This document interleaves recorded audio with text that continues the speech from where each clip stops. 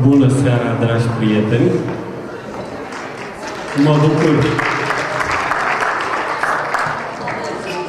Mă bucur nespus de mult că sunteți aici lângă noi, să o sărbătorim pe Ana Ines, pe cea mai mică dintre copilașii noștri. Și fără să vă rețin prea mult cu cuvintele mele, v-am pregătit o mică surpriză. Uitați-vă mai bine.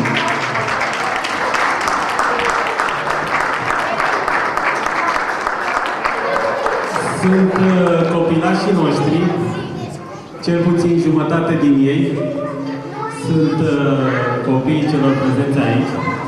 Ceilalți sunt colegilor de la Palatul Copiilor. Ei activează în grupul Românașul. Un grup, bineînțeles, mult mai mare ca și componență. Am adus doar un câmpei, practic sunt 5 perechi, care vă vor face o mică demonstrație de cum și ce pot face niște copilași la 7 ani.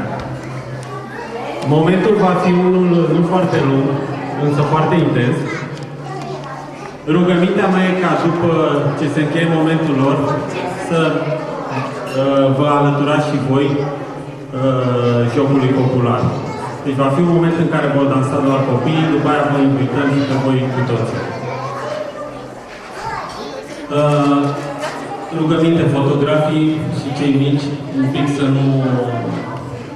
să nu-i deranjați.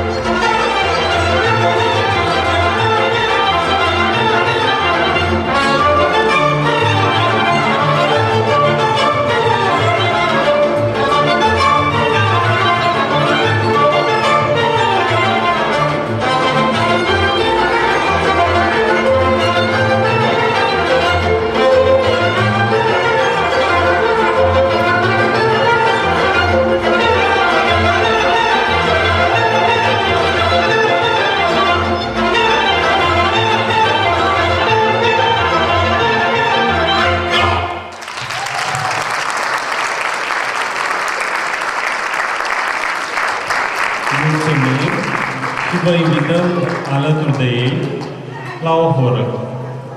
Te rog, Alex.